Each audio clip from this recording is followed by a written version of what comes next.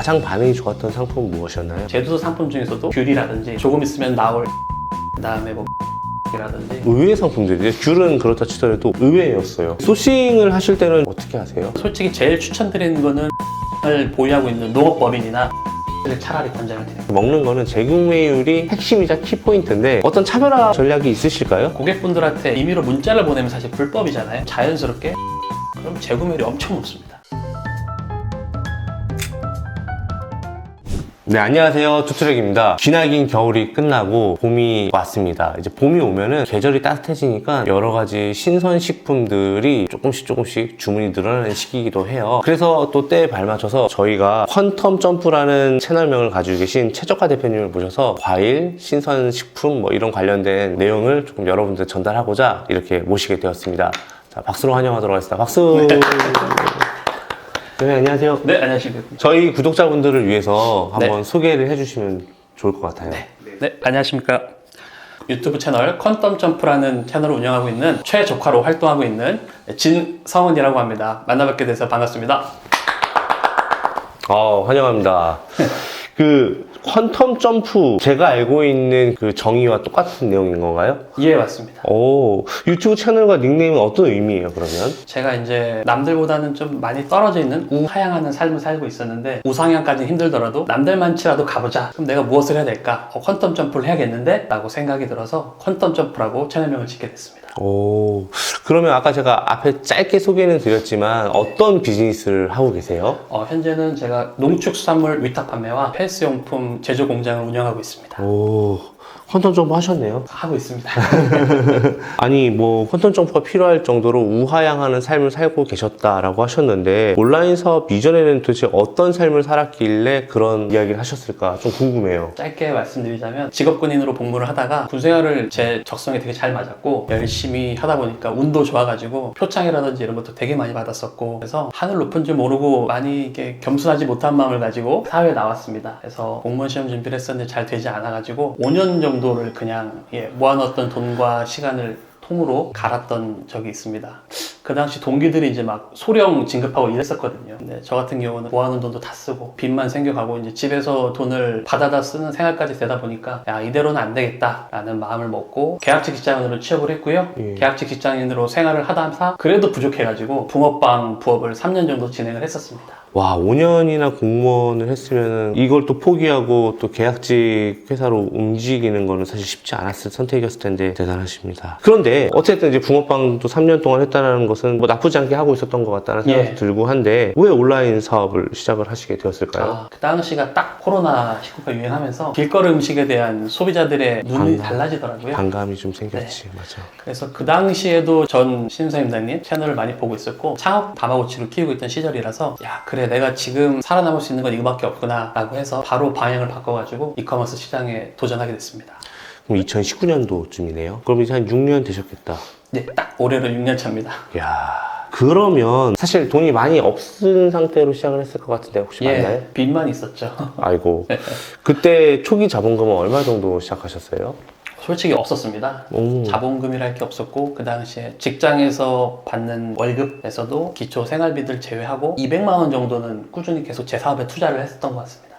그러면 회사를 다니시면서 하신 거예요? 예, 맞습니다. 그러면은 몇 개월 정도 다니시면서 이제 본업으로 바꾸신 거예요? 제가 확신을 쓰고 퇴사를 했던 시기가 2022년 말이니까요. 18년도 말부터 19, 20, 21, 22까지 직장 생활을 꾸준히 하면서 부업으로 계속 이커머스 생활을 했었습니다.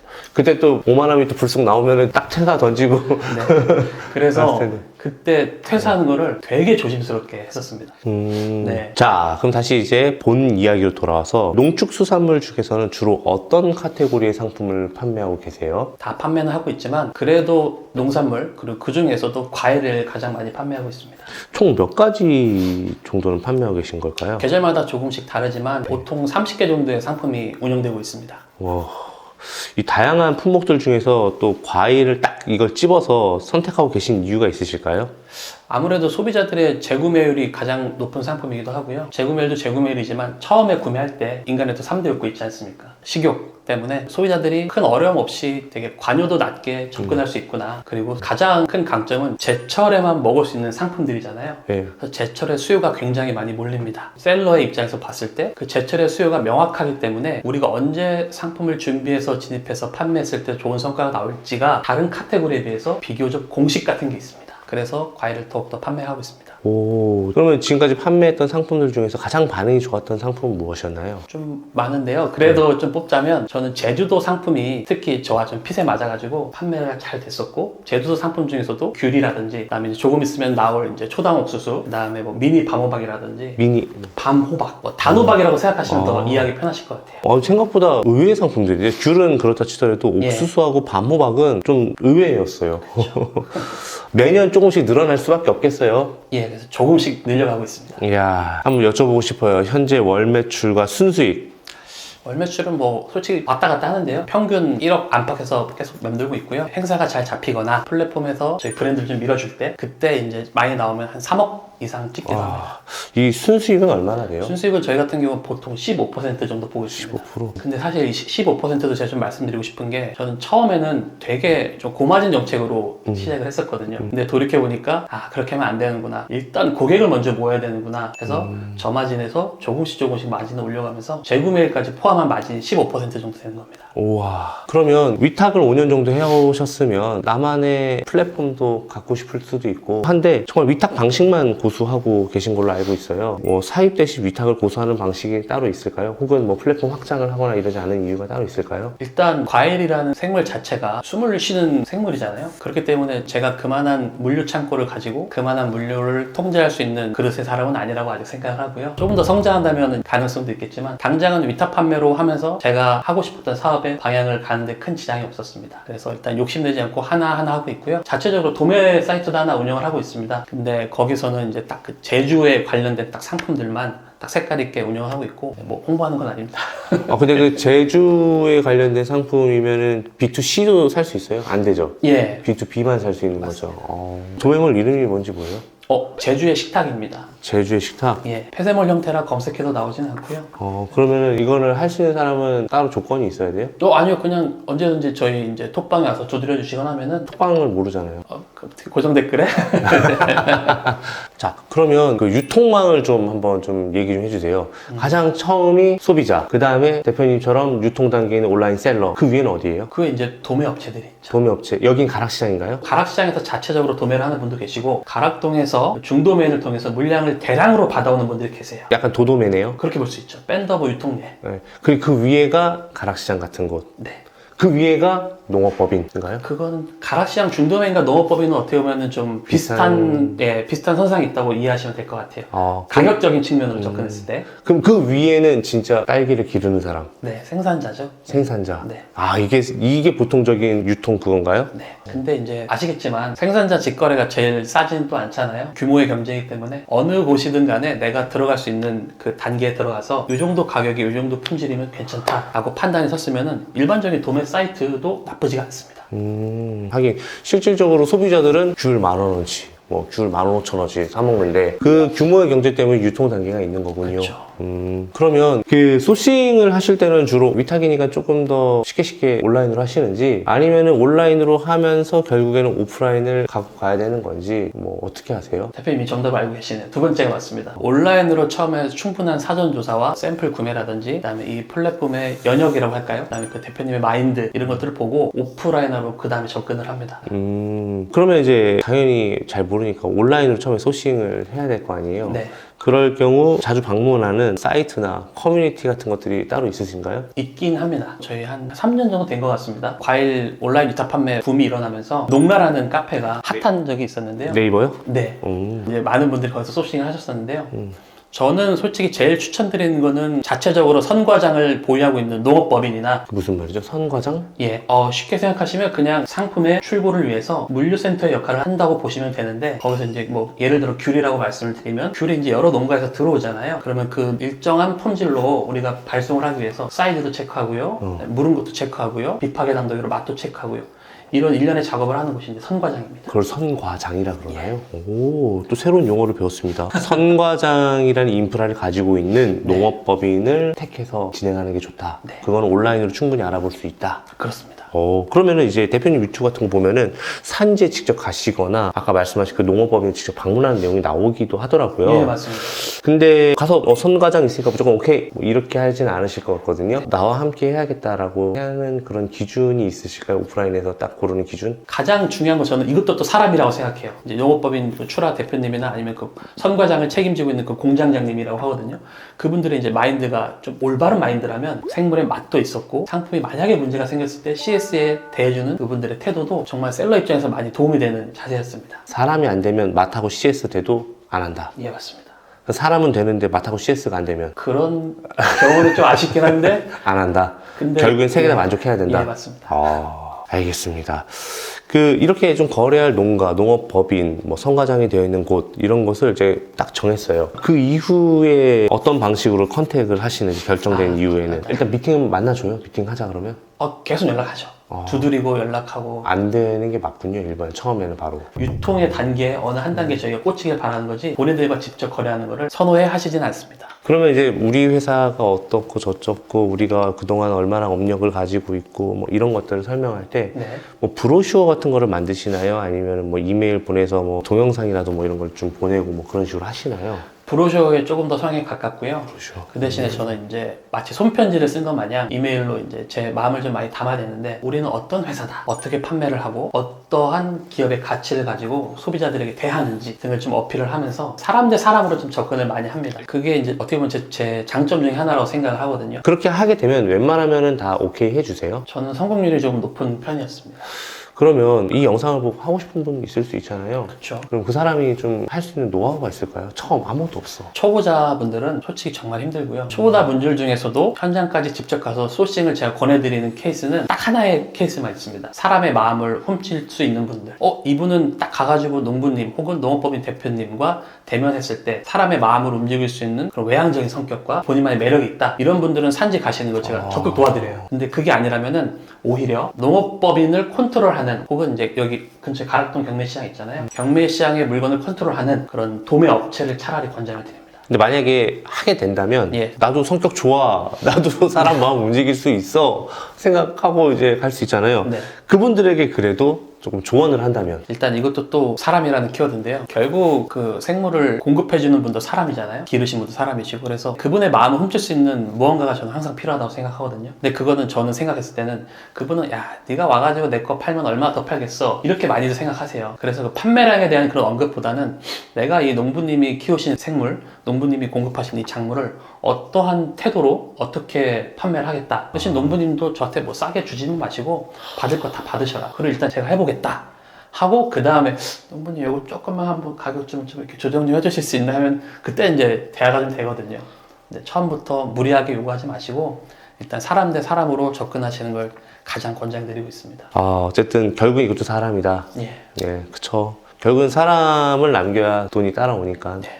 아, 자연스럽게 따라오더라고요 나중에는. 자, 그러면은 이렇게 컨택하고 오케이 됐습니다. 예. 그러면은 실제 판매까지는 어떤 단계로 진행되나요? 뭐 계약부터 시작해서 좀 말씀해 주시면 좋을 것 같아요. 예. 보통 이제 계약이라고 하지만 사실 보통은 구두 계약이 가장 많고요. 계약하고 이제 물건 샘플을 확보하고 물건이 괜찮다면 바로 이제 진행을 하겠죠. 그때 저희는 이제 플랫폼에 상품을 가 업로드를 해놔요. 가등록이라고 하죠. 보통은 선점이 되게 중요하잖아요. 그래서 빠르게 상품을 등록해 놓고 거기에 맞춰서 이제 디자인 작업도 해놓고 실제적으로 이제 물꼬가 트이고 판매가 되기 시작하면은 거래처에 저희가 발주를 넣고 거기서 소비자에게 바로 보내주시고 저희는 거기에 따른 대금을 정산하는 방식입니다. 이 대금 정산은 생각보다 좀 길다고 들었는데 팔린 다음에 스토어에서 정산금을 받고 그 다음에 정산해줘도 조금 늦어도 별말 안 하시는 농업법인이나 뭐 도도매가 있다는데 그런 데도 있죠. 예, 그런 것도 있긴 합니다. 근데 보통의 도매 업체는 그렇진 않고요. 건 바이 건으로 살 때마다 돈을 내야 되죠. 예. 뭐 오늘 제가 뭐 500만 원 발주를 해야 된다. 네. 그 500만 원 충전을 해야 되는 거예요. 카드로 결제하거나 이런 거는 안 되죠. 카드로 되는 것도 일부 있습니다. 근데 대부분 그럼 현금이 좀 있어야겠다. 예, 그래서 현금이 좀 필요합니다. 요즘 뭐 근데 또 워낙 선장산이 생산이 잘 되어 있어가지고. 자, 그러면 과일 같은 경우는 계절마다 수요가 크게 다를 것 같잖아요. 그러면 다음 시즌 상품은 어떤 방식으로 얼마나 미리 준비를 해야 되나요? 좀 보수적으로 접근한다면 네이버는 저는 최소 한 달 전에는 상품을 등록해 놓는 편이고, 쿠팡은 한 보름 전, 나머지 플랫폼들은 뭐 보름에서 일주일 전에는 미리 상품을 등록이라도 해놓습니다. 알겠습니다. 자, 그러면 어떻게 갖고 오고 어떻게 준비하고 이런 걸 물어봤는데 이제 예. 플랫폼 관련해서 한번 물어볼게요. 이렇게 소싱한 상품은 주로 어떤 플랫폼을 통해서 대표님은 파시고 일반 사람들은 어떻게 판매하고 있는지 좀 얘기해 주세요. 일단 저는 남들 다 하는 플랫폼은 당연히 입점해 있고요. 그 중에서도 제가 가장 애정을 갖고 하는 플랫폼 위주로 말씀드리면 네이버, 쿠팡, 오레이즈, 토스, 톡딜, 당근마켓 이 정도에서 주력으로 판매를 하고 있습니다. 요즘 뜨는 건 다 하고 계시네요. 그렇게 해서 월 평균으로 따지면 1억 내외가 나온다. 네. 야, 먹는 걸로 1억? 일단 객단가가 너무 낮기 때문에 1억이 나오려면 최소 주문이 1000건 가까이는 나와야 된다는 뜻이잖아요. 야, 그러면 이제 아까 말씀하신 스마트 스토어, 쿠팡, 올웨이즈, 당근마켓, 토스마켓, 톡딜. 자, 이것 중에서 매출의 비중이 어떻게 되나요? 폐쇄몰의 비중이 아무래도 좀 높은 편이고요. 올웨이즈, 오레이즈와 토스. 토스가 높다고요? 예. 그리고 이제 네이버 이렇게 순서대로 됩니다. 저는 조금 다른 게 쿠팡에서 판매하는 걸 저는 많이 이렇게 선호하진 않습니다. 그 이유가 있을까요? 물론 지금도 판매하고 있지만 그 쿠팡 그 특유의 갑질과 그 고객분들의 그 성향이 좀 있으셔가지고 아, 그렇게 어렵게 기른 생물을 정성스럽게 보내서 판매를 하는데 고작 이런 거 가지고 물론 그 소비자 입장은 이해하지만 이러면 안 되지 우리가 그래서 사회 통용선 먹는 건데 그래서 쿠팡이랑 대판 싸우기도 했었고요. 영구 정지도 당해봤었고 새로운 사업자 파서 다시는 하고 있지만 그래도 예, 매출의 비중이 높지는 않습니다. 올레이즈랑 토스는 어떤가요? 정산 속도가? 정산이 한 2주 정도 보시면 됩니다. 사실 올레이즈 토스 먹는 게 제일 많이 팔리잖아요. 예, 무조건입니다. 네, 특히 토스는 아니 이렇게 많은 사람들이 사용을 하면서 이렇게 상품이 없을 수가 있나? 라고 하거든요. 근데 보면 죄다 먹을 거밖에 없어. 브랜드는 입점이 한 개도 안 되어 있어. 올레이즈도 그런가요? 올해도 결국은 돌고 돌아 식품입니다. 돌고 돌아 식품입니까? 제가 스마트 스토어, 쿠팡, 톡딜 여기까지는 좀 알아요. 근데 올레이즈랑 토스는 사실 최근에 생긴 플랫폼이기도 하고 저희 상품이랑 결이 안 맞아서 안 들어갔는데 이런 먹는 것들, 과일, 뭐 참외 뭐 이런 것들은 노출을 시키려면 좀 특별한 방법이 필요할 것 같은데 상품을 노출시키는 광고나 마케팅 그런 노하우들이 좀 있을까요? 일단 폐쇄몰이다 보니까 일반 우리가 오픈마켓과는 다르게 고효율 광고도 가능합니다. 저희가 이제 예를 들어서 쿠팡에서 농산물을 파는데 광고 수익률 뭐 로아스를 네. 1000% 이상으로 네. 한다. 꿈의 수치잖아요. 네. 그렇게 1000%를 하면은 매출이 좀 적잖아요. 매출의 볼륨이. 근데 이제 폐쇄몰 같은 경우는 1000% 이상으로도 아주 엄청난 볼륨을 가져갈 수 있어서 그래서 제가 폐쇄몰에서 판매를 하고 있습니다. 그리고 사실 오레이즈의 가장 큰 장점은 저는 공짜 노출이라고 생각하는데요. 여기서의 공짜 노출은 뭐냐면 오레이즈에는 추가 구매 쿠폰을 사용할 수가 있습니다. 뭐 예를 들어서 수박을 한 통 사셨어요. 근데 추가 구매 쿠폰 2,000원을 바로 발급해 주는 거예요. 그리고 앱에 떠요. 추가 구매 쿠폰 남은 시간이 막 이렇게 사라져요. 타이머택처럼. 그러면 이 사람이 뭘 팔고 있는지 한번 들어가 보겠죠? 상품이 쫙 깔려 있어요. 아, 묶음 배송을 한번 받을 수 있는구나. 네. 야. 혹은 뭐 사과를 1kg 주문하셨다. 근데 1kg를 주문했더니 또 2,000원을 주네? 그러면 또 1kg 계속 담아. 네, 그럼 또 1kg 사고 또 1kg 사고 이런 분들이 전체 구매 고객 중에 저희 데이터로만 30%가 넘습니다. 그 타임어택 때문에? 그쵸. 쿠폰. 와. 그러면 그런 아까 그 고효율 광고라든가 이런 광고들은요, 전체 매출액이 1억이라고 한다면 몇 프로 정도를 사용하고 계세요? 광고 비용 말씀하시는 예. 거죠? 저는 조금 특이한 게 광고비 카드를 따로 관리하거든요. 음. 보통은 한 7% 내외로 사용하고 있습니다. 전체 매출액에. 진짜 얼마 안 쓴다. 그쵸. 네. 저는 요 생각도 해봤어요. 과일을 팔 수 있는 시즌이 한 3개월 정도 예, 되지 않나요? 예, 보통 그렇죠. 예. 그러면 이 막바지에 다다르면은 공동구매를 통해서도 충분히 많이 할 것 같아요. 예, 맞습니다. 그런 경험도 있으세요? 예, 꾸준히 진행하고 있고요. 아, 그것도 꾸준히 하고 있어요? 예. 뭐 그건 어디서 하고 계세요? 보통 이제 공동구매라고 하면은 인플루언서 공동구매 많이 생각하시잖아요. 네. 근데 저는 반대로 공동구매를 오프라인 공동구매부터 배우게 됐었거든요. 오프라인? 예, 그래서 예를 들면은 아파트 단지나 기업, 관공서 등에 저희가 오프라인 공동구매를 개최해가지고 그냥 트럭 한 차를 빌려가지고 물량을 싣고 가요. 그럼 2팔레트 정도 싣고 가거든요. 그러면은 마진율이 굉장히 좋아요. 왜냐하면 광고비 높고 택배비가 안 들어가니까 소비자들이 택배비 빠진 진짜 무료 배송 가격을 보게 되는 거죠. 대표님은 어떻게 보면은 그냥 온라인 셀러라고 보기보다는 하이브리드 셀러라고 봐야겠네요. 극찬이십니다. 자, 그러면 농산물은 첫 구매도 중요하지만 사실 결국에는 이제 이렇게 먹는 거는 재구매 판매율이 핵심이자 키포인트인데 어떤 차별화 전략이 있으실까요? 엄청나게 남들과 다른 전략이 있지는 않고요. 남들 다 하는 거 하고 있는데요. 저희는 이제 한번 플랫폼에 들어왔던 고객을 자사몰이 아닌 이상 흘려보내는 경우가 많잖아요. 그렇죠. 그럼 나는 어떻게 이분들을 보내지 않고 족쇄를 채워버릴 수 있을까? 그래서 이제 가두리 족쇄 프로젝트라고 저는 스스로 얘기를 하는데, 고객분들한테 이제 임의로 문자를 보내면 사실 불법이잖아요. 근데 배송 안내에 대해서는 불법이 아닙니다. 그래서 배송 안내를 하고 자연스럽게 거기다가 고객님 오늘 주문하신 제품이 잘 출고돼서 내일 늦어도 모레까지 도착 예정입니다. 만약에 상품을 받으시고 문제가 있거나 문의사항이 있으시다면 아래 번호로 연락을 주십시오. 그렇게 문자만 해도 그분들이 회신이 오잖아요. 그럼 재구매율이 엄청 높습니다. 그렇게 하다 보면은 그분들이 하나하나 쌓이게 되고, 그리고 그분들을 단톡방에 모아놓고 족쇄를 촥 채워놨죠. 그리고 이제 요일별로 섹션을 나눠서 월요일에는 신상품 공지, 화요일에는 뭐 이제 생물에 대한 뭐 보관법이나 그런 팁들. 대표님, 톡방에 몇 명 있어요? 다 합치면 나눠져 있긴 한데 한 760 몇 명 정도? 예, 마지막 계산했던 게. 자, 이거는 어떻게 보면은 뭐 특별한 방법이 아닌 것 같은데 누구나 생각할 수 있는 방법인데 대신 굉장한 노력이 들어간다는 거고, 짧은 기간에 절대 효과 볼 수가 없어요. 못해도 3, 4년은 해야지 효과가 있는 방법이기 때문에 사실 대단하신 거예요. 그러면 또 우리 구독자분들은 단기간에 효과를 낼 수 있는 방법에 대해서 궁금해 할 것 같아서 네. 궁금한 번 여쭤볼게요.